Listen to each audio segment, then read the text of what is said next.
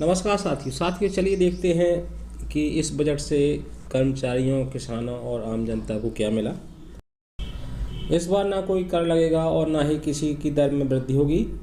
घर घर नल के जरिए पानी पहुंचाने के लिए बजट को 3.5 गुना बढ़ा दिया गया है। शिवराज सरकार के चौथे कार्यकाल का बजट वित्त मंत्री जगदीश देवड़ा विधानसभा में पेश कर दिया। बजट पूरा आत्मनिर्भर मध्य प्रदेश पर फोकस है। वित्त मंत्री ने कहा है कि इस बार सरकार ना तो कोई नया कर लगाएगी और ना ही पुराने करों में कोई बढ़ोतरी करेगी। स्कूलों में एक साल में 24,200 नए शिक्षकों की भर्ती किए जाएंगे। भोपाल गैस पीड़ितों के लिए पेंशन योजना राज्य सरकार जारी रखेगी। मुख्यमंत्री तीर्थ योजना फिर से शुरू होगी। इससे पहले कहा कि प्रदेश में अगले 2 साल में MBBS की 1,235 सीटें बढ़ाई जाएंगी। 2 इंजीनियरिंग और 5 पॉलिटेक्निक को स्कूल ऑफ एक्सीलेंस बनाया जाएगा। भोपाल और इंदौर में मेट्रो प्रोजेक्ट में 262 करोड़ दिया गया। भोपाल में पुलिस अस्पताल बनेगा और हर जिले में महिला थाना खोला जाएगा। प्रदेश में स्वास्थ्य सुविधाओं में सुधार के लिए मिशन निरामय योजना लागू की जाएगी। वित्त मंत्री ने कहा है कि चंबल के लिए अटल प्रोग्रेस वे है ही। अब पूर्व से पश्चिम को जोड़ने के लिए नर्मदा एक्सवे का खाका तैयार किया गया है। नर्मदा एक्सवे के किनारे उद्योग विकसित करने की योजना है। इस बार का बजट 2,40,000 करोड़ का होगा। बजट में भोपाल के गैस पीड़ितों के लिए बड़ा ऐलान किया गया है। केंद्रीय पेंशन योजना बंद होने के बाद अब पीड़ितों को राज्य सरकार के स्वयं के स्तर से पेंशन उपलब्ध कराएगी।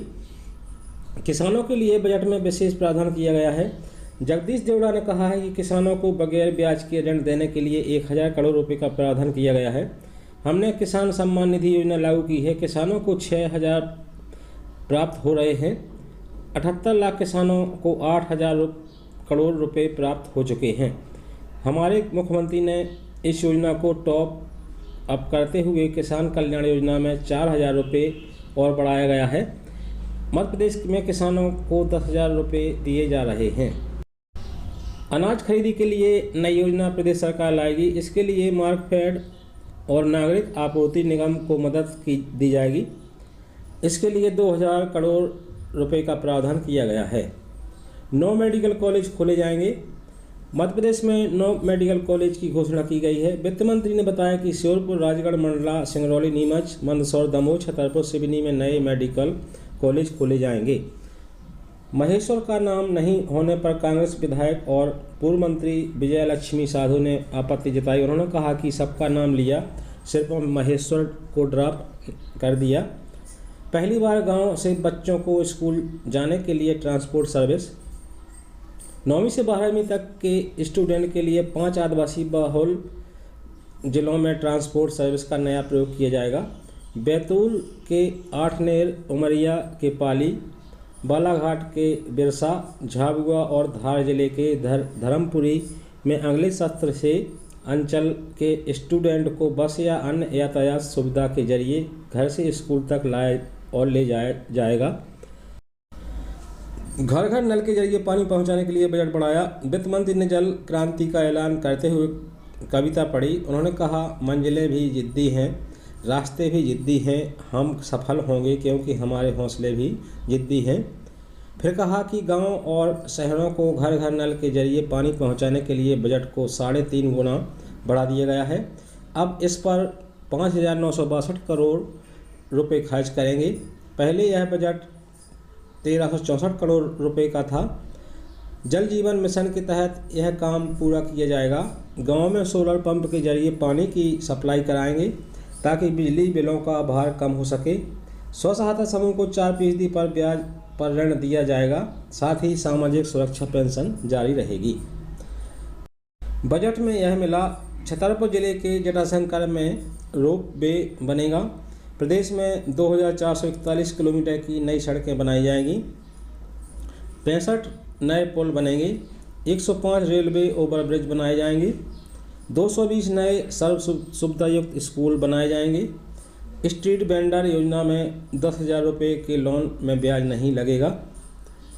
पूरा बजट आत्मनिर्भर मध्य प्रदेश पर फोकस। इससे पहले कैबिनेट की बैठक में बजट को मंजूरी दे दी गई थी। बजट में आत्मनिर्भर मध्य प्रदेश के रोड मैप के आधार पर योजनाओं के लिए राशि का प्रावधान किया गया है। प्रदेश में हर वर्ग को साथ कर रखने की कोशिश की गई है। बजट पेश करने से पहले वित्त मंत्री जगदीश देवड़ा ने कहा कि बजट में देखने को मिलेगी आत्मनिर्भर मध्य प्रदेश की झलक। कर्मचारियों के लिए, महिलाओं के लिए, हर किसी के लिए इस बजट में कुछ न कुछ होगा। कोरोना काल के बाद गड़बड़ाई मध्य प्रदेश की आर्थिक स्थिति को ठीक करने की कोशिश की गई है। माना जा रहा है कि नगरीय निकाय एवं पंचायत चुनाव को ध्यान में रखकर प्रदेश के 10 लाख से अधिक कर्मचारियों और पेंशनधारियों का महंगाई भत्ता डीए और राहत डीआर बढ़ाने की घोषणा बजट में होगी। अभी कर्मचारियों और पेंशनरों को 12% डीए डीआर मिल रहा है। सालाना वेतन बढ़ोतरी देने के साथ अंशदायी पेंशन योजनाओं में राज्य का हिस्सा 10 से बढ़ाकर 14% करने की घोषणा भी हो सकती है। इसी तरह स्ट्रीट वेंडर को बिना ब्याज लोन देने की योजना को भी बढ़ाया जा सकता है। मंत्रालय के सूत्रों ने बताया कि आत्मनिर्भर मध्य प्रदेश के सभी 4 सेक्टरों को मजबूत करने के प्रावधान बजट में शामिल किए गए हैं। सरकारी कर्मचारियों को जुलाई 2020 का इंक्रीमेंट जुलाई 2021 के साथ देने की घोषणा बजट में होगी। इसमें वित्त वर्ष 2021-22 में अधिकतम 25% डीए महंगाई भत्ता की व्यवस्था कर दी गई है। यानी नए वित्त वर्ष में केंद्र सरकार डीए बढ़ाती है तो राज्य सरकार भी बढ़ा सकती है।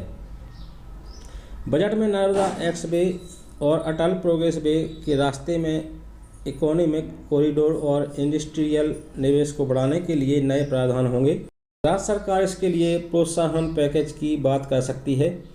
इस बार सरकार मुख्यमंत्री स्वरोजगार योजनाओं को नए तरीके से लागू करेगी। महिला स्व सहायता समूह का विस्तार, कृषक उत्पादन समूह का गठन, सहकारी समितियों से युवाओं को जोड़ने समेत दूसरे कार्यक्रमों के लिए बजट में प्रावधान किया जा सकता है।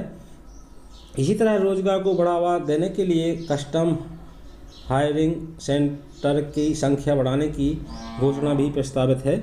इसमें कृषि स्नातक और कृषक पुत्रों को प्राथमिकता मिलेगी। चालू वित्त वर्ष यानी 2020-21 के बजट में 2019-20 की तुलना में करीब 28,000 करोड़ की कमी आई थी। बजट में सिर्फ सड़कों की मरम्मत के लिए राशि दी गई थी। इस बार शहरी विकास को ध्यान में रखते हुए लोक निर्माण विभाग के लिए करीब 5,000 करोड़ रुपए का बजट लाने के संकेत दिए हैं। तो साथियों, जानकारी पसंद आई हो तो वीडियो को लाइक करें, शेयर करें। धन्यवाद। जय